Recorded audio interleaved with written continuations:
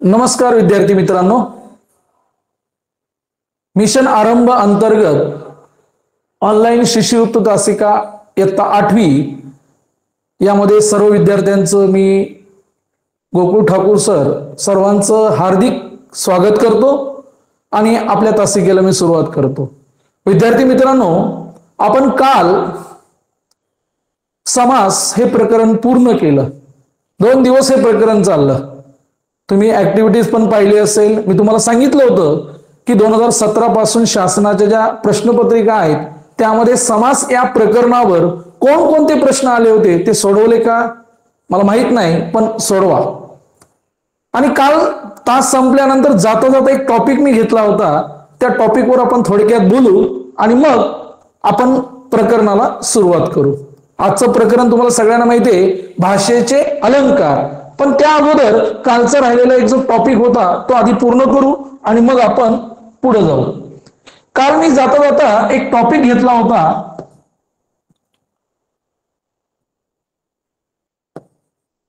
अनुस्वारांचे उच्चार हा टॉपिक घेतला होता। पहा, तुम्हाला आठवत की नाही माहित नाही। अनुस्वाराचा उच्चार, अनुस्वाराचे उच्चार 2 आहेत, एक खणखणीत आणि 2 ओझरता। खणखणीत आणि ओझरता। आता खणखणीत उच्चाराला आपण काय म्हणतो, अनुस्वार, आणि ओझरता जो उच्चार आहे त्याला आपण म्हणतो अनुनासिक। तर आपण यामध्ये काय पाहिलं होतं की सगळ्यात महत्वाचं पहिल्या 5 वर्गातील, बघा पहिले 5 वर्ग म्हणजे कोणते, क वर्ग, च वर्ग, ट वर्ग, त्यानंतर त वर्ग आणि प वर्ग। तुम्हाला सगळ्यांना माहिती आहे, क वर्ग म्हटलं की क, ख, ग, घ या वर्गातलं अनुनासिक कोणतं आहे, वाङ्मयाचा ज्ञ। च वर्गामधलं कोणतं अनुनासिक आहे, ञ। ट वर्गातलं ट, ठ, ड, ढ, न। त वर्गातलं त, थ, द, ध, न। आणि प वर्गातलं प, फ, ब, भ, म। हे अनुनासिक आहेत। यालाच आपण काय म्हणतो, पंचम वर्ण, किंवा यालाच दुसरं नाव आहे परसवर्ण। नाव लक्षात ठेवा, कधी कधी विचारलं जातं परसवर्ण किंवा पंचम वर्ण। आता हा टॉपिक काय घेतला मी, कारण याच्यावर कधी कधी प्रश्न विचारला जातो। आपण याच्यावर पाहिलं, तुम्ही म्हणाल ठीक आहे, पहिल्या 5 वर्गातील कोणत्याही व्यंजनापुढं म्हणजे अनुस्वारापुढं कोणतंही व्यंजन आलं तर त्याचा उच्चार त्याच वर्गातल्या अनुनासिकासारखा होतो। आपण पाहिलं होतं, समजा तंटा, मग तंटा या ठिकाणी जो अनुस्वार आहे, अनुस्वारानंतर कोणतं व्यंजन आलंय, ट, मग ट च्या वर्गातला अनुनासिक कोणता आहे, ट, ठ, ड, ढ, न। म्हणजे तंटा हा शब्द हे याचा उच्चार हा असा होतो, पहा तंटा, ट, ठ, ड, ढ, न। चंचल, मग चंचल या अनुस्वाराचा उच्चार च, छ, ज, झ, य याचा उच्चार य सारखा होतो। बघा हा लिहिताना कसा उच्चार कसं लिहिलं जातो, बघा असा चंचल, हा य। आता तुम्ही म्हणाल हे 5 वर्गातलं ठीक आहे, नाही याच्या व्यतिरिक्त आलं तर काय करायचं, समजा य आलं तर काय करायचं, ल आलं तर काय करायचं, हे बघा संयम। तुम्ही म्हणा अनुस्वाराचा नंतर य आलं तर काय करायचं, तर अनुस्वारानंतर जर म्हणजे य आणि ल आलं तर त्यांचा उच्चार य युक्त य आणि ल युक्त ल, म्हणजे संयम हा यच होतो। संयम शब्द असा आहे, संयम। मग याचा उच्चार य युक्त यच होतो, संयम। संलग्न, बघा संलग्न याचा उच्चार ल युक्त लच होतो। आता राहिला प्रश्न पुढचे, आता हे मी पुसतो इथं, लक्षात घ्या। राहिला प्रश्न कोणाचा आहे आता बघा, म्हणजे राहिला प्रश्न आता बघा, य झाला, ल झाला, आता राहिला र, राहिला व, श शामृगाचा, ष षटकोनाचा, ससमयीचा, त्यानंतर श श स, त्यानंतर ह आणि राहिला ज्ञ. बघा एवढेच राहिले. मग अनुस्वारापुढं जर र आला, अनुस्वारापुढं जर व आला, अनुस्वारापुढं जर श आला तर त्याचा उच्चार कसा होतो? तर त्याचा उच्चार व युक्त व युक्त व. आता उदाहरण बघा, संरक्षण, तर याचा उच्चार कसा होतो? संरक्षण, व सारखा होतो बघा, संरक्षण. सिंह, सिंहचा उच्चार कसा होतो बघा? सिंह, व युक्त होतो बघा, सिंह. इथं बघा संशय, संशय व संशय. म्हणजे तुमच्या लक्षात येईल की ही जर अनुस्वारानंतर र व श स हे आले तर यांचा उच्चार व युक्त व होतो. म्हणजे अनुस्वाराचे उच्चार. मग तुम्ही म्हणा याच्यावर काय प्रश्न विचारला जातो? परीक्षेला जर कधी कधी असा प्रश्न विचारला, संरक्षण अनुस्वाराचा उच्चार हा कोणाप्रमाणे होतो? मग संरक्षण याचा उच्चार हा कोणासारखा होतो? तर व युक्त व होतो. मग त्या ठिकाणी संवाद, बघा संवाद असेल तर त्याचा उच्चार पण व सारखाच होणार आहे. संवाद, स वर अनुस्वार आहे, मग त्याचा उच्चार करा होणार व युक्तच होणार, संवाद. तर हा एक छोटासा टॉपिक राहिला. काल जाता जाता मी सांगितलं होतं पहिल्या 5 वर्गाची अडचण नाही, कारण पहिल्या 5 वर्गात म्हणजे क समजा आला अंगण, मग अंगणचा उच्चार कसा? अनुस्वार अ वर आहे आलेलं, त्याच्यानंतरचं व्यंजन आहे ग आहे. मग ग कोणत्या वर्गातलं आहे? क वर्गातलं. मग क ख ग ग वाङ्मयातला ग, अंगण, न सारखा उच्चार होतो वाङ्मयातला. पहिले 5 वर्ग लक्षात घ्या. पहिले 5. संमेलन, आता बघा संमेलन, स वर अनुस्वार आहे, नंतर कोणतं व्यंजन आलं? म कोणत्या वर्गातलं आहे? आपल्या सगळ्यांना माहिती, प फ ब ब म युक्त मच होणार, संमेलन. पण संस्कार आलं तर व चा उच्चार होईल, संस्कार व. सिंह आलं, संज्ञा, स नंतर ज्ञ आलं, ज्ञ, मग संज्ञा, व चा उच्चार होईल. तर हे लक्षात ठेवा. तर पहिल्या 5 वर्गातले आले तर त्याच वर्गातलं शेवटचं व्यंजन अनुनासिक आपण ज्याला म्हणतो. नंतर य आणि ल आलं तर य युक्त य, ल असेल तर लच, आणि मग र व श श स ह आणि ज्ञ आलं तर यांचा उच्चार हा कोणत्या सारखा होतो? तर व सारखा होतो. हे लक्षात ठेवा. हा एक महत्वाचा टॉपिक आहे. कधी कधी असा एखादा प्रश्न विचारला जातो अनुस्वाराचा उच्चार. तर हा जाता जाता राहिलेला भाग होता म्हणून तो कंप्लीट केला. आता आपण नवीन टॉपिक, आजचं जे प्रकरण आहे त्याला आपण सुरुवात करत आहोत.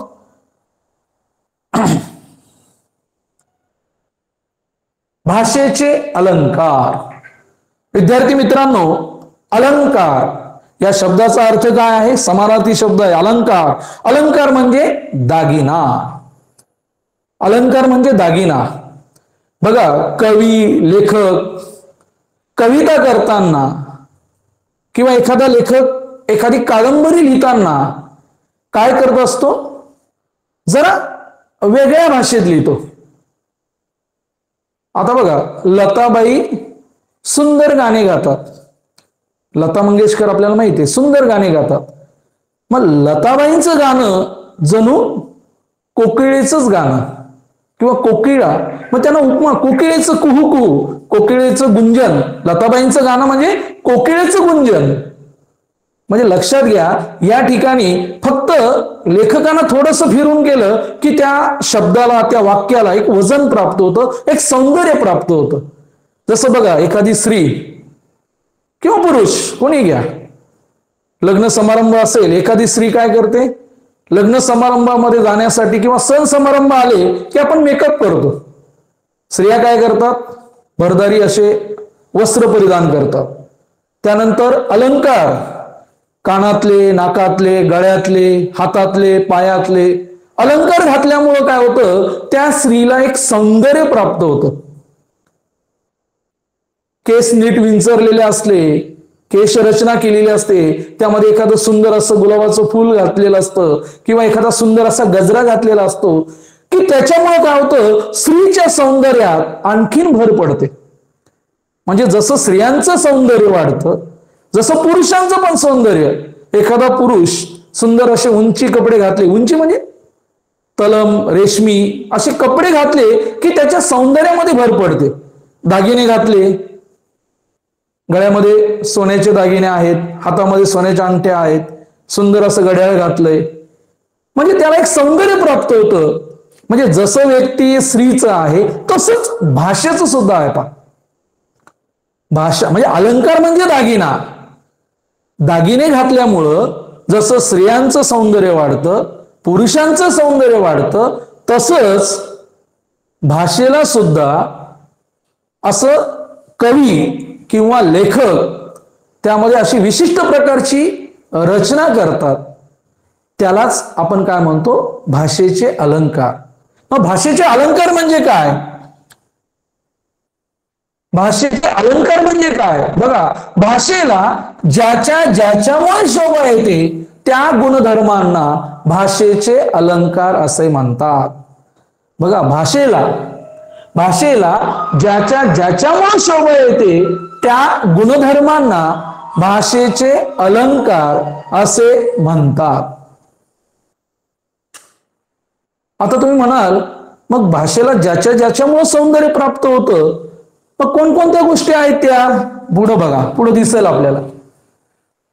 कधी कधी बघा, दोन वस्तूंमध्ये साम्य दाखवून, तर कधी विरोध दाखवून, कधी नाद निर्माण करणारे शब्द वापरून, तर एखादी कल्पना वाजवीपेक्षा अधिक फुगवून सांगून आपण आपली भाषा अधिक सुंदर किंवा परिणामकारक करण्याचा प्रयत्न करतो. भाषेला ज्याच्यामुळे सौंदर्य प्राप्त होतं, म्हणजे कोणामुळं? तर दोन गोष्टी असतात, त्या दोन गोष्टीमधलं साम्य दाखवून. उदाहरणार्थ काय? तिचे मुख चंद्रासारखे सुंदर आहे. तिचे मुख चंद्रासारखे सुंदर आहे. म्हणजे या ठिकाणी बघा, दोन वस्तूमधलं साम्य, चंद्र आणि मुख म्हणजे दोन वस्तूमधलं साम्य दाखवलंय. मुंबईची घरे कबुतरांच्या खुराड्यांसारखी लहान असतात. म्हणजे दोन गोष्टीमधलं साम्य दाखवलंय बा. मुंबईची घरं म्हणजे आकाराने लहान, कबुतरांची म्हणजे आपल्या कोंबड्यांची खुराडं जरी म्हटले तरी चालेल, कोंबड्यांची खुराडे कशी असतात, लहान, दाटीवाटीने ते राहतात. मुंबईमध्ये तेच आहे, छोटीशी खोली असते, दाटीवाटीने लोक राहतात. म्हणजे साम्य दाखवलंय. दोन वस्तूंमधलं कधी साम्य दाखवून कधी कधी विरोध दाखवला जातो, कधी कधी नाद निर्माण करणारे शब्द वापरले जातात, तर कधी कधी एखादी कल्पना वाजवीपेक्षा अधिक फुगून सांगितली जाते. आणि मग आपण आपली भाषा काय करतो? आपण म्हणजे कवी लोक, लेखक. बघा, अलंकार हा फक्त पद्यातच होतो असं नाही, अलंकार हा पद्य आणि गद्य दोघांमध्ये सुद्धा होतो. तर अशा प्रकारे अलंकार म्हणजे काय? तर भाषेला ज्याच्यामुळे सौंदर्य प्राप्त होतं त्याला भाषेचे अलंकार असे म्हणतात. आता अलंकाराचे दोन प्रकार पडतात. बघा, परीक्षेला कधी कधी प्रश्न विचारला जातो, अलंकाराचे टिंब प्रकार पडतात, पण पर्यायामध्ये दिलेला असतात 2, 4. आता आपल्याला वाटतं आपल्याला 3 अलंकार आहेत, मग आपण म्हणतो 3. अलंकाराचे मुख्य 2च प्रकार आहेत, एक शब्दालंकार आणि 2 अर्थालंकार. मग शब्दालंकारामध्ये काही उपप्रकार आहेत, अर्थालंकारामध्ये काही उपप्रकार आहेत. म्हणजे अलंकाराचे मुख्य 2च प्रकार पडतात, एक शब्दालंकार आणि 2 अर्थालंकार. मग परीक्षेला जर कधी प्रश्न विचारला, भाषेच्या अलंकाराचे टिंब प्रकार पडतात, अलंकाराचे मुख्य 2च प्रकार आहेत. म्हणजे इथं मी पुन्हा सांगितलं होतं, मगाशी म्हटलंच होतं, अलंकाराचा वापर केवळ पद्य म्हणजे कविता, पद्य किंवा गद्य लेखनात केल्यानं गद्य बघा, म्हणजे अलंकाराचा वापर फक्त पद्यातच नाही, कवितेतच नाही, तर गद्य लेखनात सुद्धा केल्यामुळं गद्य सुद्धा अधिक खुलून दिसतं, प्रभावी होतं.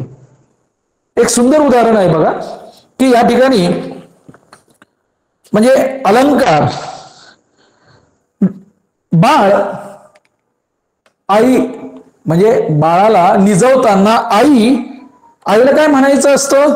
आई काय म्हणत असते की डोळे मिटून घे व झोप. पण हीच साधी कल्पना बघा, बाळाला निजवताना आई काय म्हणते? डोळे मिट आणि झोप. ही साधी कल्पना आहे, परंतु कवी ती कल्पना कशी मांडतो बघा. पापणीच्या पंखात झोपू दे डोळ्यांची पाखरे. पापणीच्या पंखात झोपू दे डोळ्यांची पाखरे. म्हणजे डोळ्यांना पाखरं मांडलंय बघा, कवीची कल्पना बघा. डोळ्यांना पाखरं मांडल्यामुळं एक साधा विचार किती शोभून दिसतो, बरोबर की नाही? पापणीच्या पंखात झोपू दे डोळ्यांची पाखरे. म्हणजे इथं किती सुंदर कल्पना मांडली. किंवा आणखीन एक बघा, मनुष्याच्या आयुष्यात जीवन जगताना सुख दुःख आपल्याला माहिती येतच असतात, पण सुखापेक्षा हे दुःखच ज्यादा येतात. आणि ही कल्पना कवी कशी करतोय बघा. एक धागा सुखाचा 100 धागे दुःखाचे. जरतारी हे वस्त्र मानसा तुझी या आयुष्याचे. एक धागा सुखाचा 100 धागे दुःखाचे. जरतारी हे वस्त्र मानसा तुझी या आयुष्याचे. म्हणजे आयुष्याला एक सुंदर असं वस्त्र मानलंय आणि आयुष्याला वस्त्र कल्पना केल्यामुळं म्हणजे एक साधी कल्पना पण किती सुंदर आपल्याला दिसते पा, किती मोहक आणि अर्थपूर्ण वाटते. म्हणजे अशा प्रकारे म्हणजे मला एवढंच सांगायचंय की भाषेला ज्याच्यामुळं सौंदर्य प्राप्त होतं त्याला भाषेचे अलंकार असे म्हणतात. म्हणजे कवी एखादी कल्पना करतो, ती खुलवून सांगतो. म्हणजे आई फक्त नुसती म्हटली झोप, डोळे मिटून घे, पण कवीची कल्पना बघा. म्हणजे कवीने काय सांगितलं? डोळ्यांना पाखरांची उपमा दिलेली आणि पापण्यांच्या पंखामध्ये त्यांना झोपू दे अशा पद्धतीने. तर अशा प्रकारे म्हणजे अलंकाराचा वापर एवढं सांगायचं होतं की पद्यातच नाही तर गद्यामध्ये केल्यामुळे गद्य सुद्धा खुलून आणि प्रभावी दिसते. तर अलंकाराचा सर्वात महत्वाचा गुण जो आहे तो लक्षात घ्या, चमत्कृती. अलंकाराचा सर्वात महत्वाचा गुण म्हणजे चमत्कृती. मग आता आपण बघणार आहोत 2 प्रकार आपल्याला बघायचे. आधी आपण शब्दालंकार बघू, मग अर्थालंकार बघू. आता शब्दालंकारामध्ये बघा, जे अलंकार शब्दांवर त्यातील अक्षरे किंवा स्वरांसहित व्यंजन समूहावर आधारलेले असतात. म्हणजेच ज्यांमध्ये चमत्कृती ही वर्णोच्चारापुरती किंवा विशिष्ट शब्द योजनेपुरती मर्यादित असते त्यांना शब्दालंकार असे म्हणतात. एवढी व्याख्या किंवा तुम्हाला डोक्यात ठेवायची काही गरज नाही. तुम्हाला फक्त लक्षात घ्या, शब्द चमत्कृती म्हणजे गद्यामध्ये किंवा पद्यामध्ये जेव्हा शब्द चमत्कृती होते, मग कशी होते? त्यातील अक्षर किंवा स्वरांसहित व्यंजन समूहांवर आधारलेले असतात. म्हणजे ज्यामध्ये चमत्कृती ही वर्णोच्चारापुरती किंवा विशिष्ट शब्द योजनेपुरती मर्यादित असते. म्हणजे शब्द अलंकारामध्ये शब्द चमत्कृती असते. म्हणजे त्या शब्दांची पुनरावृत्ती होते, त्या शब्दांचा उच्चार नादमय होतो. तेव्हा म्हणजे ज्या अलंकारामध्ये शब्द चमत्कृती असते तेव्हा शब्द अलंकार होतो. मग पुढचा महत्वाचा मुद्दा आहे, आधी आपण पाहून घेऊ, दोन्ही व्याख्या पाहून घेऊ. शब्दालंकार म्हणजे शब्द चमत्कृती. अर्थालंकार म्हणजे काय? जे अलंकार शब्दातून व्यक्त होणाऱ्या अर्थावर आधारित असतात. बघा, जे अलंकार शब्दातून व्यक्त होणाऱ्या अर्थावर आधारित असतात म्हणजे ज्यात ही चमत्कृती अर्थावर अवलंबून म्हणजेच अर्थनिष्ठ असते तेव्हा त्याला अर्थालंकार असे म्हणतात. बघा, जे अलंकार शब्दातून व्यक्त होणाऱ्या अर्थावर आधारित असतात, म्हणजे ज्यात ही चमत्कृती ही अर्थावर अवलंबून असते. म्हणजे थोडक्यात दोन गोष्टी लक्षात ठेवा.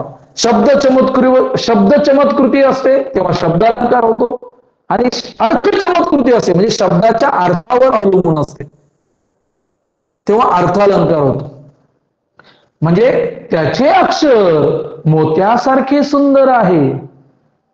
बघा, अक्षराला मोत्याची उपमा दिलेली आहे, म्हणजे इथं अर्थ चमत्कृती आहे. मग ती कशावर असते अवलंबून वगैरे तो जेव्हा अर्थालंकार बघू तेव्हा आपण बघणार आहोत. फक्त एवढं लक्षात घ्या, अलंकाराचे मुख्य दोन प्रकार पडतात, एक शब्दालंकार आणि दोन अर्थालंकार. आता पुढचा महत्वाचा मुद्दा आहे शब्दालंकार. आता शब्दालंकाराचे तीन प्रकार आहेत, अनुप्रास, यमक, श्लेष. पण तुम्हाला इयत्ता 8वीला राज्य परीक्षा म्हणजे महाराष्ट्र परीक्षा परिषदेच्या सिलेबसमध्ये तुम्हाला फक्त शब्दालंकाराचा एकच प्रकार आहे, तो म्हणजे यमक. पण आपल्या पाठ्यपुस्तकामध्ये जर तुम्ही बघितलं 8वीच्या, तर अनुप्रास पण दिलेला आहे आणि यमक पण दिलाय, म्हणून मी तुम्हाला दोन्ही प्रकार शिकवतो. श्लेष काही शिकवणार नाही कारण तो तुम्हाला नाही. आणि अर्थालंकाराचे 22 प्रकार आहेत. आपल्याला 22 प्रकार बघायचे नाहीत, आपल्याला फक्त अर्थालंकाराचे दोनच प्रकार आहेत, एक उपमा आणि दोन उत्प्रेक्षा. म्हणजे टोटल आपल्याला फक्त 3च अलंकार बघायचे. टोटल आपल्याला 3च अलंकार बघायचे. एक यमक अलंकार, शब्दालंकारामध्ये यमक अलंकार आणि अर्थालंकारामध्ये 2च अलंकार आहेत, एक उपमा अलंकार आणि 2 उत्प्रेक्षा अलंकार. एकदम छोटासा टॉपिक आहे, 3च अलंकार आहेत. पण आता आपण इथे एक बघणार आहोत, शब्दालंकारातला पहिला प्रकार बघणार आहोत, अनुप्रास. अनुप्रास सगळ्यांना माहिती. अनुप्रास म्हणजे काय? एखाद्या वाक्यात किंवा कवितेच्या चरणात एका किंवा अधिक वर्णांची श्रवण सुगम पुनरावृत्ती होऊन त्यातील नादामुळे जेव्हा त्याला सौंदर्य प्राप्त होतं तेव्हा अनुप्रास हा अलंकार होतो. बघा, एखाद्या वाक्यात किंवा कवितेच्या चरणात एका किंवा अधिक वर्णांची श्रवण सुगम पुनरावृत्ती होते, म्हणजे एकच वर्ण म्हणजे एक वर्ण की ज्याची पुनरावृत्ती होते आणि त्यातील नादामुळं त्याला एक सौंदर्य प्राप्त होतं तेव्हा हा अनुप्रास अलंकार होतो. त्याची उदाहरणं पण मी दिलं बघा. पर्वतीच्या पायथ्याशी पंढरीने पांढरा पक्षी पाहिला. मग या वाक्यामध्ये पर्वतीच्या पायथ्याशी पंढरीने पांढरा पक्षी पाहिला या वाक्यामध्ये कोणत्या वर्णाची पुनरावृत्ती झाली? प. आणि म्हणून त्याला एक सौंदर्य प्राप्त झालं, एक नाद. पर्वतीच्या पायथ्याशी पंढरीने पांढरा पक्षी पाहिला आपण म्हणतो बघा, हे उदाहरण ते नेहमीच आहे. काकीने काकाच्या कामाचे कागद कपाटातून काढून कात्रीने करा कापले.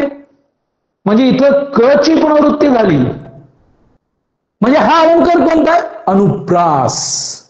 म्हणजे गद्यात किंवा पद्यात म्हणजे कवितेच्या ओळीत एखाद्या वर्णाची किंवा एखाद्या अक्षराची पुनरावृत्ती होऊन त्याला एक श्रवण सुगम पुनरावृत्ती होते आणि त्यातल्या नादामुळे त्याला एक सौंदर्य प्राप्त होतं तेव्हा अनुप्रास अलंकार. आणखी नाही बघा, गडद निळे गडद निळे गडद निळे गडद निळे जलद भरुणी आले, शीतल तनू चपल चरण आणि अनिल गण निघाले. पहिल्या ओळीत बघा, गडद निळे इथं ग ची पुनरावृत्ती झाली आणि दुसऱ्या ओळीमध्ये बघा, शीतल तनू चपल चरण आणि अनिल गण निघाले. इथं ल ची पुनरावृत्ती झाली बघा. इथं ग ची गडद निळे म्हणजे त्याच्यामुळे काय झालं, एक सौंदर्य. इथं बघा, मोठेपणाचा मार्ग मरणाच्या मैदानातून जातो. मोठेपणाचा मार्ग मरणाच्या मैदानातून जातो. म म म म इथं म ची पुनरावृत्ती झाली आणि त्याला एक सौंदर्य प्राप्त झालं. अनुप्रास अलंकार ओळखायला फार सोपा. म्हणजे कवितेच्या ओळीत किंवा गद्यामध्ये एखाद्या अक्षराची, एखाद्या वर्णाची पुनरावृत्ती होते. पुनरावृत्ती पुन्हा येतं आणि त्याला एक सौंदर्य प्राप्त होतं, तेव्हा अनुप्रास अलंकार होतो. आपल्याला परीक्षेला हा अलंकार नाही. पुन्हा मी एकदा सांगतो, फक्त माहिती असावं. 8वीच्या अभ्यासक्रमात आहे म्हणून मी सांगितलं. आपल्याला कोणता अलंकार आहे मग पुढे बघा. आपल्याला आहे तो शब्द अलंकाराचा यमक. यमक सगळ्यांना माहिती आहे. यमक अलंकार ओळखायला पण फार सोपा आहे. आपल्या सगळ्यांना माहिती आहे. कवितेच्या चरणाच्या शेवटी, मध्ये किंवा ठराविक ठिकाणी एक किंवा अनेक अक्षर वेगळ्या अर्थाने आल्यास तेथे यमक हा अलंकार होतो. बघा, यमक अलंकार केव्हा होतो? कवितेच्या चरणाच्या शेवटी, मध्ये किंवा ठराविक ठिकाणी एक किंवा अनेक अक्षर वेगळ्या अर्थाने आल्यास तेथे यमक अलंकार होतो. म्हणजे बघा, कवितेच्या चरणाच्या शेवटी, मध्ये किंवा ठराविक ठिकाणी एक किंवा अनेक शब्द वेगळ्या अर्थाने आल्यास यमक अलंकार होतो. आता आपल्या जेवढ्या कविता आहेत 8वी मधल्या, 8वीच्या पुस्तकात जेवढ्या कविता आहेत तुम्ही बघा, तुमच्या लक्षात येईल. इथं बघा, एक जुन्या सिलेबसची एक कविता आहे पहा. बीज अंकुरे अंकुरे ओल्या मातीच्या कुशीत, कसे रुजावे बियाणे माळ राणी खडकात. बघा, कवितेच्या चरणाच्या शेवटी बघा, त आला. इथं कोणता अलंकार झाला? यमक अलंकार. परीक्षेला विचारलं जातं. कधी कधी एक कवितेची ओळ दिली जाते आणि सांगितलं जातं खालील काव्यपंक्तीमध्ये कोणता अलंकार आहे. मग आपण ओळखायचा. कवितेच्या चरणाच्या शेवटी, मध्ये, ठराविक ठिकाणी एकाच अक्षराची पुनरावृत्ती झाली का? बीज अंकुरे अंकुरे ओल्या मातीच्या कुशीत, कसे रुजावे बियाणे माळ राणी खडकात.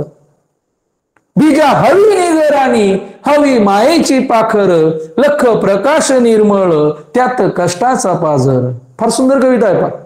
म्हणजे बीजाचं अंकुरण होण्यासाठी माती कशी असावी लागते? ओली. आपण सगळे ग्रामीण भागातले आहोत, काही शहरी भागातले असं त्यांना माहित नाही. बऱ्याच मुलांना बीजाचं अंकुरण कसं होतं बघा, घरी एखादी तुम्ही कोरडी माती घ्या किंवा वाळू बिळू मिश्रित माती घ्या, त्याच्यात बीज टाका, अंकुरणार नाही. बीजाचं अंकुरण होण्यासाठी माती ओली असावी लागते, कारण ओलेपणातच माया असते. म्हणून कवी म्हणतो की बीजाचं अंकुरण होण्यासाठी माती ओली असावी लागते. ओल्या मातीच्या कुशीतच बीजाचं अंकुरण होतं. माळ रानावरील खडकाळ जमिनीत बी पेरलं असता ते मुळीच रुजत नाही किंवा त्याला अंकुर येत नाही. ह्या कवीचा मी ओळीचा अर्थ सांगितला, पण लक्षात घ्या या ओळीमध्ये कोणता अलंकार आहे? तर यमक अलंकार आहे. पुढची एक बघा, आपलीच कविता आहे इयत्ता 8वी मधली. असा रंगारी श्रावण, आता श्रावण महिना चालू आहे बघा, संपला आता 2 दिवसांनी. असा रंगारी श्रावण रंग उधळीत येतो सृष्टीचा गा चित्रकार हिरवा देखावा रेखितो तो. इथं सुद्धा बघा यमक अलंकार आहे. असा रंगारी, श्रावणाला काय म्हटलंय? रंगारी म्हटलंय. रंगारी चित्रकार. श्रावणामध्ये बघा सर्वत्र दृष्ट म्हणजे सृष्टी कशी दिसते? हिरवीगार. कुठेही जा, एकदम कुठेही उभं राहिलं, खेडेगावात तर आपल्याला माहिती आहे, कुठेही उभं राहा, एखादं फोटोमध्ये फ्रेम करून ठेवावं असं दृश्य दिसतं. आज तर आपण पहा, म्हणजे या पावसाळ्यामध्ये अनेक ठिकाणी लोक म्हणजे सहलीच्या निमित्ताने घाट माथ्यावर, डोंगर माथ्यावर, धबधबे जिथं कोसळतात अशा ठिकाणी जातात. आपण नगर जिल्ह्यात आहोत, इकडे बघा भंडारदरा, कळसुबाई, त्या ठिकाणी मग रंधा फॉल्स वगैरे, किंवा अकोल्याला जातानाच रस्त्याने असंख्य छोटे छोटे धबधबे कोसळत असतात. भाताची पिकं लावणी करताना दिसतं आपल्याला. आणि एक सुंदर दृश्य, निसर्गरम्य. इकडे माळशेज घाटामध्ये गेलात कल्याणला जाताना नगरून, तिथं पण बघा, म्हणजे कुठेही जा, मी एक उदाहरण तुम्हाला सांगितलं तर इथं बघा यमक अलंकार कुठे होतो. यमक अलंकार ओळखायला फार सोपा. किंवा आपण रामदास स्वामींचे मनाचे श्लोक आहे बघा, सदा सर्वदा योग तुझा घडावा, तुझे कारणी देह माझा पडावा वा. म्हणजे कवितेच्या चरणाच्या शेवटी मध्ये किंवा ठराविक ठिकाणी एकाच अक्षराची पुनरावृत्ती होते. कधी कधी अर्थ वेगळा असू शकतो, पण तेव्हा यमक अलंकार होतो. इथं लक्षात घे, आपल्या परीक्षा म्हणजे पुस्तकामध्ये सुद्धा आहे बा यमक अलंकाराच्या जोड्या ओळखा. यमक आपल्याला मला वाटतं आळाशी पण कविता आहे, आपल्याला आळाशी कविता आहे बघा. त्या कवितेमध्ये काय म्हटलेलं आहे, बा अनवाणी पायाचा ठसा मातीत उठतो, भाडा वरल्या घामाचा पाना नभाला फुटतो. बघा तो म्हणजे तिथं सुद्धा यमक अलंकार आहे. म्हणजे जवळजवळ सगळ्या ज्या कविता आहेत या कवितेमध्ये यमक अलंकार आपल्याला पाहायला मिळतात. बहिणाबाईंच्या कविता घ्या, बऱ्याच कविता. पण आता तुमच्या लक्षात येईल यमक कसा आहे. यमक ओळखायला फार सोपा आहे. यमक ओळखायला फार सोपा आहे. तर परीक्षेला काय विचारलं जातं, तर यमक अलंकार केव्हा होतो आणि कवितेच्या ओळी दिल्या जातात, याच्यावर वेगळा काही प्रश्न विचारला जात नाही. अलंकारावर फार सोपे प्रश्न असतात आणि त्याच्यावरचा प्रश्न हा आपल्याला 100% गुण मिळवून देणारा असतो. त्याच्यावर काय विचारणार आहेत, यमक अलंकार केव्हा होतो आणि एखादी कवितेची ओळ दिली जाते, आपल्याला जर लक्षात आलं इथं त आहे, इथं तो आहे, यमक अलंकार आहे. इथं काय फार वेगळं होत नाही. तर आपल्याला शब्द अलंकाराचा एकच प्रकार आहे. आता आपण चला पुढे जाऊ. पुढे आपल्याला जायचंय अर्थालंकार. अलंकाराचे दोनच प्रकार आहेत, शब्द अलंकार, अर्थालंकार. आणि शब्द अलंकारामध्ये आपल्याला एकच प्रकार बघायचा आहे, तो म्हणजे यमक. मी तुम्हाला अनुप्रास फक्त सांगितला, तो लक्षात ठेवा की जो 8वीला आपल्याला सिलेबस मध्ये आहे. आता अर्थालंकार फार महत्वाचा आहे. याच्यावर वेगवेगळ्या प्रकारचे प्रश्न विचारले जातात, याच्यात फार व्हेरिएशन आहे. आधी अर्थालंकार म्हणजे पहा, काव्यांमधील बघा काव्यामधील शब्दांच्या अर्थामुळे चमत्कृती उत्पन्न होते, तेव्हा अलंकाराला अर्थालंकार असे म्हणतात. म्हणजे बघा, म्हणजे एखाद्या कवितेमध्ये त्यातील अर्थामुळं एक अर्थ चमत्कृती तयार होते. मग हे अलंकार कशावर अवलंबून आहेत, तर वस्तूंमधलं साम्य किंवा विरोध किंवा कार्यकारण भाव अशा अनेक विषयांवर अधिष्ठित असतात. अर्थालंकार म्हणजे अर्थ चमत्कृती आहे. मग कधी कधी साम्य दाखवून, कधी कधी विरोध दाखवून, कधी कधी कार्यकारण भाव, एखादी कल्पना फुगवून, अशा अनेक विषयांवर हे अर्थालंकार अवलंबून असतात. म्हणजे लक्षात घ्या, काव्यामधील शब्दांच्या अर्थामुळे चमत्कृती उत्पन्न होते, तेव्हा त्या अलंकाराला अर्थालंकार असे म्हणतात. आता हे फार महत्वाचं आहे, हे लक्षात ठेवा, हे फार महत्वाचं आहे. आता जे आपल्याला बघायचंय, आपल्याला फक्त साम्याधिष्ठित अलंकाराची 4 प्रमुख अंग आपल्याला बघायचे. आणि आपल्याला जे 2 अलंकार आहेत, अर्थालंकाराचे 2 प्रकार आपल्याला बघायचे. एक उपमा अलंकार आणि 2 उत्प्रेक्षा. आणि हे कशावर अवलंबून आहेत, साम्यावर आधारित, विरोध नाही, साम्यावर आधारित. आता अर्थालंकाराचे 22 प्रकार आहेत, आपल्याला 22 बघायचे नाही, त्यातले फक्त 2च बघायचे की जे साम्यावर आधारित आहेत. मग साम्यावर आधारित अलंकाराची प्रमुख 4 अंग असतात. त्यातलं पहिलं अंग आहे उपमेय.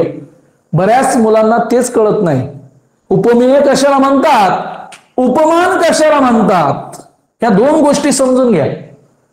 उपमेय कशाला म्हणतात, ज्याची तुलना करावयाची आहे ते, किंवा ज्याचं वर्णन करावयाचं आहे तो घटक. बघा किती सोपं आहे.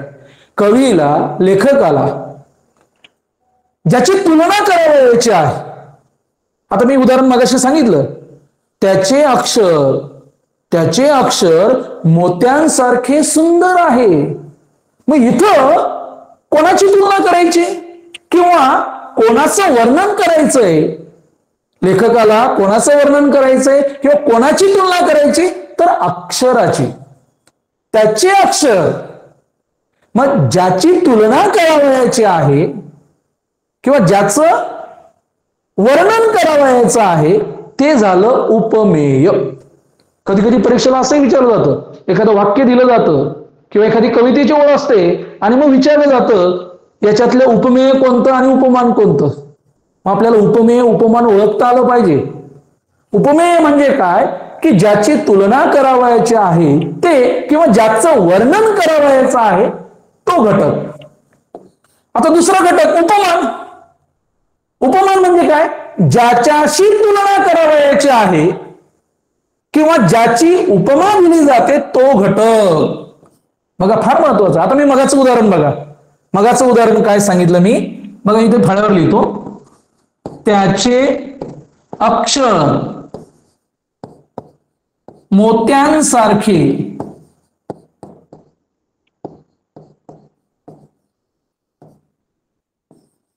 सुंदर आहे. आता हे माझं अक्षर आता मोत्यासारखं नाही दिसत, फळ्यावर किंवा वहीवर लिहिलं तर माझं अक्षर मोत्यासारखं आहे, तो मला नंतर इथं आता मला सवय नाही याची. त्याचे अक्षर मोत्यांसारखे, उदाहरण लक्षात घ्या, त्याचे अक्षर मोत्यांसारखे सुंदर आहे. या ठिकाणी कवीला कोणाचं वर्णन करायचं आहे, अक्षराचं. म्हणजे अक्षर हे त्या वाक्यातलं काय आहे, उपमेय. लक्षात घ्या, अक्षर हे उपमेय आहे. पण अक्षराची तुलना बघा, ज्याच्याशी तुलना करावयाची आहे किंवा ज्याची उपमा द्यायची आहे तो घटक. मग अक्षराची तुलना कोणाबरोबर केली, मोत्यांबरोबर. म्हणजे मोती हे त्या वाक्यातलं काय झालं, उपमान. पण किती सोपं आहे. उपमेय आणि उपमान तुम्हाला ओळखता आलं की संपलं. म्हणजे कोणतंही वाक्य त्यातलं तुम्हाला, म्हणजे कवीला कोणाचं वर्णन करायचं आहे. आता मगाशी मी सांगितलं उदाहरण बघा, मुंबईची घरे कबूतरांच्या खोराड्यांसाठी असतात. मग लेखकाला कोणाचं वर्णन करायचं आहे, मुंबईच्या घरांचं. कोणाचं वर्णन करायचंय, कोणाची तुलना करायची आहे, ज्याची तुलना करावयाची आहे ते आहे उपमेय. मग कोणाशी करायची आहे, मुंबईतली घरांची तुलना कोणाशी करायची आहे, कबूतरांच्या खुराड्यांशी. मग उपमान झालं कबूतर, कबूतरांची खुराडी. कबूतर नाही, खुराड. ग्रामीण भागातल्या मुलांना चांगलं माहिती खुराड म्हणजे काय. छोटस खोली केलेली असते किंवा छोटासा पिंजरा असतो, त्याला खुराड म्हणतात. जिथं कबूतर किंवा आपण इकडे खेडेगावामध्ये कोंबड्या वगैरे टाकतो, छोट्याशा भागामध्ये 10-12 कोंबड्या दाटीवाटीने बसलेल्या असतात. तर अशा प्रकारे उपमेय म्हणजे काय, ज्याची तुलना करावयाची आहे ते. आणि उपमान म्हणजे काय, ज्याच्याशी तुलना करावयाची आहे तो घटक. आता साधारण धर्म म्हणजे काय, दोन वस्तूत असणारा सारखेपणा किंवा दोन वस्तूमध्ये असणारा समान गुणधर्म. आता या वाक्यामध्ये बघा, या वाक्यामध्ये काय आहे, त्याचे अक्षर मोत्यांसारखे सुंदर. दोघांमधला साधारण धर्म किंवा समान धर्म, साधारण धर्म, समान धर्म काय आहे की अक्षर आणि मोती. मोती तर सुंदर आहेच, पण अक्षर पण सुंदर आहे, मोत्यांसारखं आहे. त्याचा अक्षर मोत्यांसारखं सुंदर हा साधारण धर्म आहे. म्हणजे दोन वस्तूंमध्ये असणारा सारखेपणा किंवा दोन वस्तूत असणारा समान गुणधर्म. आता इथं आणखीन एक वाक्य आपण मी सांगतोय, मुंबईतील घरे कबुतरांच्या खुराड्यांसारखी लहान असतात. मग या वाक्यामध्ये समान धर्म कोणता आहे, लहान. म्हणजे मुंबईतली घरं आणि खुराडे दोघांचं काय आहे, साम्य काय दोघांमध्ये, आकाराने लहान. म्हणजे लहान हे काय झालं, त्यांचा साधारण धर्म किंवा समान गुणधर्म. आणि चौथा घटक आहे बघा, 4 घटक. साम्यवाचक शब्द म्हणजे वरील सारखेपणा दाखवण्यासाठी वापरला जाणारा शब्द इथं सारखे आहे बघा. सारखे, साम्य म्हणजे सारखेपणा दाखवण्यासाठी वापरले जाणारे शब्द अशा अनेक आहेत. सम, गत, परी असे वेगवेगळे शब्द आहेत साम्यपणा दाखवण्यासाठी. तर अर्थालंकारामध्ये फार महत्वाचं आहे अर्थालंकारामध्ये साम्याधिष्ठित अलंकाराची ही 4 प्रमुख अंगे आहेत. उपमेय, उपमान, साधारण धर्म आणि साम्यवाचक शब्द. हे 4 घटक आहेत. हे 4 घटक आपल्याला समजले मग पुढे अलंकार ओळखायला काही अडचण नाही. पुढे बघू आपण. काही उदाहरणं मी दिलेली आहेत इथं. बघा आपण मगाशी घेतलेलं उदाहरण मी इथं स्पष्टीकरण करून सांगितलंय. सुरेशचे अक्षर मोत्यांप्रमाणे सुंदर आहे. मग या वाक्यामध्ये कवीला कोणाचं वर्णन करायचंय किंवा कोणाची तुलना करायची आहे, तर वरील वाक्यामध्ये सुरेशचे अक्षर हे उपमेय आहे. सुरेशच्या अक्षराची तुलना करायची. कोणाशी करायची?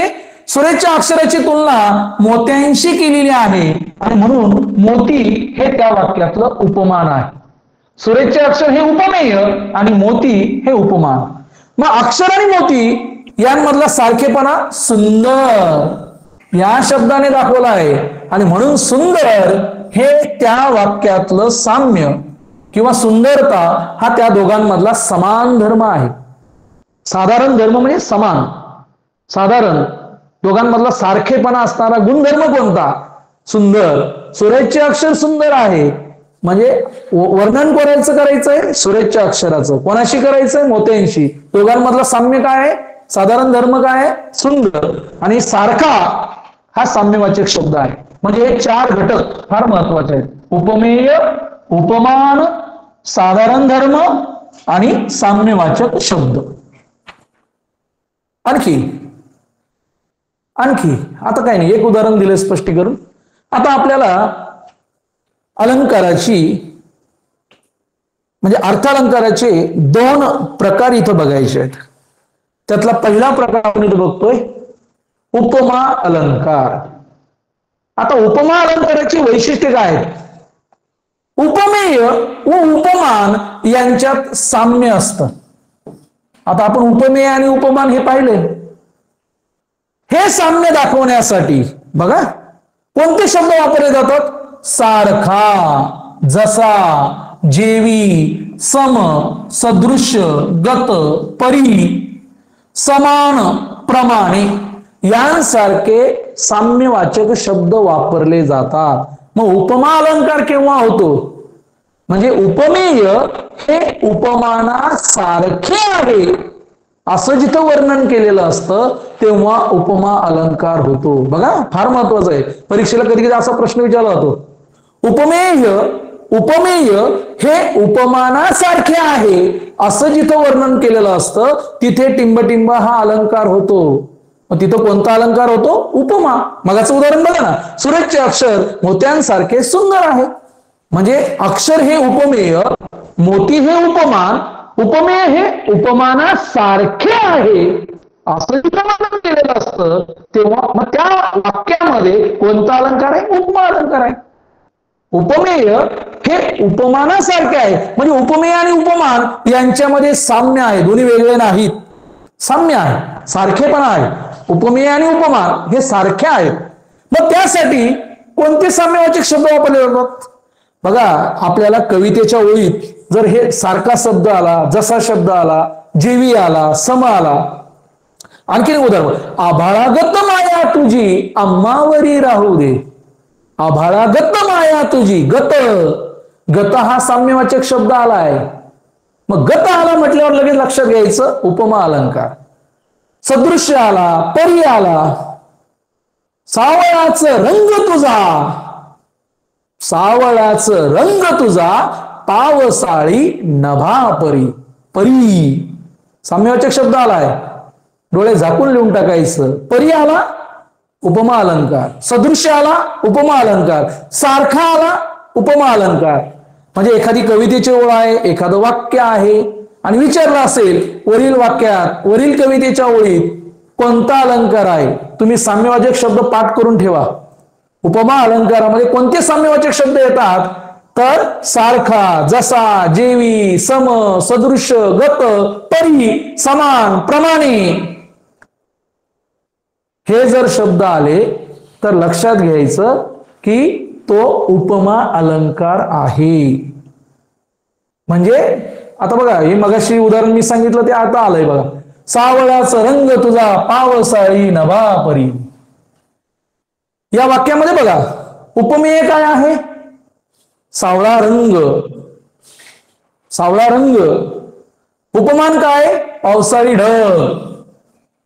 बघा आता समान धर्म काय?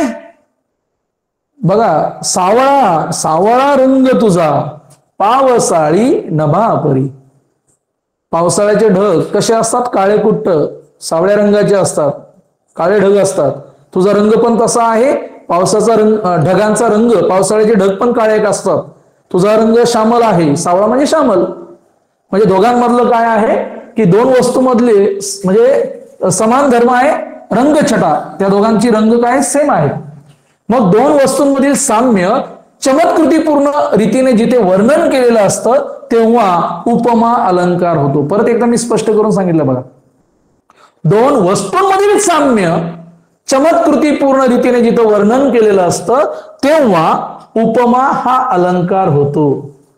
म्हणजे उपमेत म्हणजे उपमा अलंकारामध्ये एक वस्तू दुसऱ्या वस्तू सारखी आहे असं वर्णन केलेलं असतं. फार सोपं आहे बा.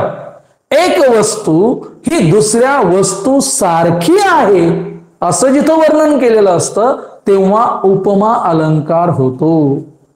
थोडक्यात उपमेय हे उपमानासारखे आहे असं जिथं वर्णन केलेलं असतं तेव्हा उपमा अलंकार होतो. बघा कोणत्याही कसंही खा कसंही बोला अर्थ एकच आहे.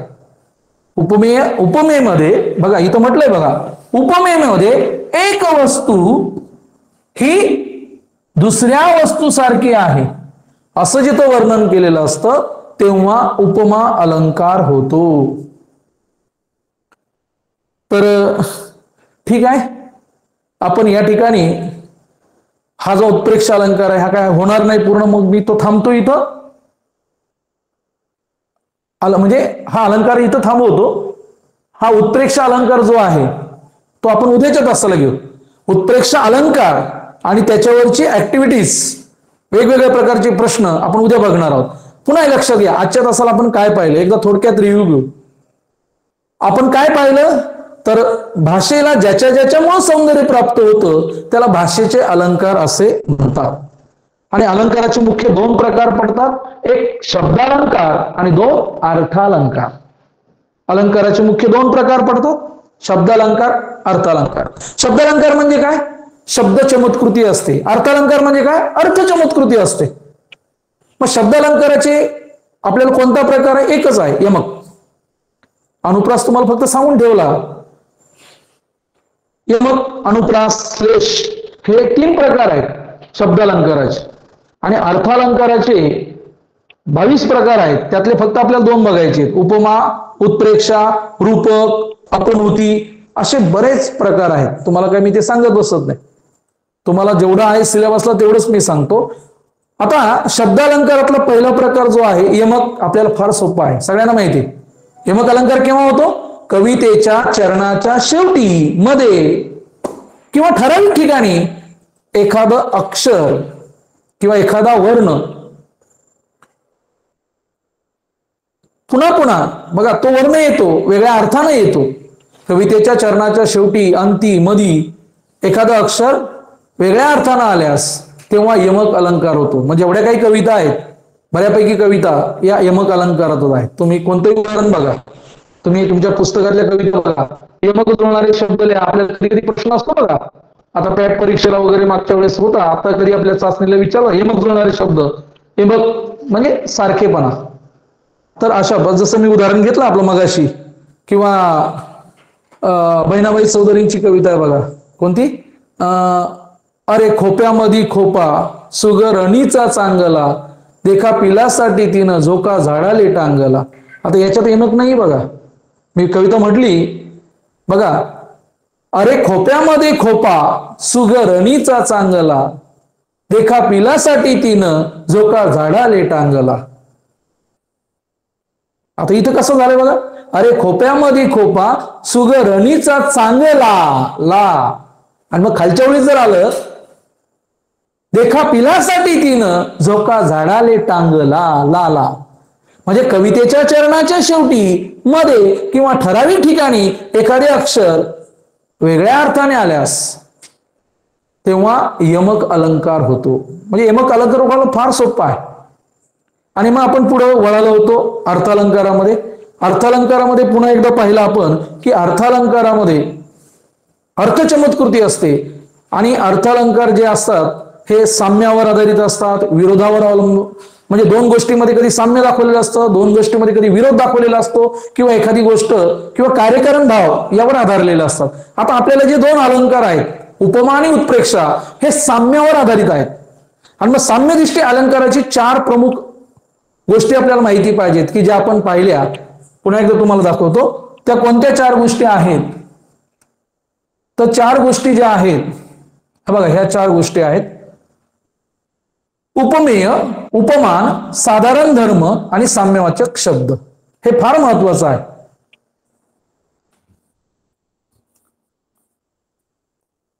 बघा उपमेय, उपमेय म्हणजे काय, ज्याची तुलना करावयाची आहे किंवा ज्याचं वर्णन करावयाचे आहे तो घटक. उपमान म्हणजे काय, ज्याच्याशी तुलना करावयाची आहे किंवा ज्याची उपमा दिली जाते तो घटक. साधारण धर्म म्हणजे दोन वस्तूंमध्ये असणारा सारखेपणा किंवा दोन वस्तूंमध्ये असलेला समान गुणधर्म. आणि चौथं म्हणजे साम्यवाचक शब्द, वरील सारखेपणा दाखवण्यासाठी वापरला जाणारा शब्द. म्हणजे उपमेय, उपमान, साधारण धर्म आणि साम्यवाचक शब्द हे चार घटक फार महत्वाचे आहेत. म्हणजे आपण जेव्हा अर्थालंकार पाहतो साम्यावर आधारित, आपले दोन्ही अलंकार जे आहेत उपमा आणि उत्प्रेक्षा हे साम्यावर आधारित आहेत. दोन गोष्टींमध्ये साम्य. मग त्यात आपण पहिला प्रकार पाहिला, कोणता पाहिला, उपमा अलंकार. उपमा अलंकार केव्हा होतो, म्हणजे उपमेय हे उपमानासारखे आहे असं जिथं वर्णन केलेलं असतं तेव्हा उपमा अलंकार होतो. मग त्यावेळेस कोणते साम्यवाचक शब्द असतात, सारखा, जसा, जेवी, गत, परी, सदृश्य, प्रमाणे, सारखा यांसारखे साम्यवाचक शब्द आले तर तेव्हा उपमा अलंकार होतो. म्हणजे उपमेय हे उपमानासारखे आहे. म्हणजे उपमेयमध्ये एक वस्तू दुसऱ्या वस्तू सारखी आहे असं वर्णन केलेलं असतं तेव्हा कोणता अलंकार होतो, उपमा अलंकार होतो. मग परीक्षेला असाही प्रश्न विचारला जातो, सारखा, जसा, जेवी, गत, परी हे साम्यवाचक शब्द कोणत्या अलंकारामध्ये येतात. मग पर्याय दिलेला असतो, अनुप्रास, यमक, उत्प्रेक्षा, उपमा. मग आपण त्यावेळेस कोणता करणार आहे, उपमा. कारण उपमा अलंकारामध्येच गत, परी, सारखे, प्रमाणे, सदृश्य, जसा, जेवी हे साम्यवाचक शब्द वापरलेले असतात. तर अशा प्रकारे आजच्या तासाला आपण इथपर्यंतच पाहणार आहोत. उद्याच्या तासाला मग उत्प्रेक्षा अलंकार कशाला म्हणतात, उत्प्रेक्षा अलंकारामध्ये कोणते साम्यवाचक शब्द येतात आणि मग त्या संपूर्ण घटकावर आपल्याला पुन्हा ऍक्टिव्हिटीज घ्यायची आहे. आणि मग उरलाच वेळ तर एखादा छोटासा घटक आपण बघू. आणि त्यानंतरचं प्रकरण फार महत्वाचं आहे, वृत्त. खूप मोठं प्रकरण आहे पण आपण 2 तासात बरोबर संपू. वृत्त ही हा घटक सुद्धा नवीन आहे. तर अशा प्रकारे ऑनलाईन तासिका आज आपण थांबवतो आहोत. तर सगळ्यांनी आता शिकवल्यानंतर आता जेवण करा. जेवण केल्यानंतर या घटकावर काय काय प्रश्न आले अलंकार या घटकावर 2017 पासून तर मागच्या प्रश्नपत्रिकेपर्यंत म्हणजे मागच्या 24, 25 आता 25 ला पण झाली, कोणकोणते प्रश्न आले पुन्हा पुन्हा मी सांगतोय की तुम्ही शासनाच्या परीक्षा परिषदेच्या प्रश्नपत्रिका स्वतःजवळ ठेवा. पेपर 1, पेपर 2 आतापर्यंत किती पेपर झालेत मिळतात ते तुम्ही म्हणा आम्हाला कुठं मिळतील, तुम्ही ऑनलाईन बघा, वेबसाईटवर बघा, तुमच्या शिक्षकांना सांगा, कुठं ना कुठं तरी ते मिळतात आहेत, शिक्षक तुम्हाला उपलब्ध करून देतील. आणि मग त्या प्रश्नपत्रिकेमध्ये अलंकार या घटकावर कोणकोणते प्रश्न विचारले ते बघा. फार सोपे आहेत, अलंकारावरचे प्रश्न फार सोपे आहेत आणि ते येतात म्हणजे येतात आणि आपल्याला सोडवता येतात. हक्काचा मार्क असतो. तर एवढं बोलून मी या ठिकाणी थांबतो. सर्वांना शुभरात्री. धन्यवाद.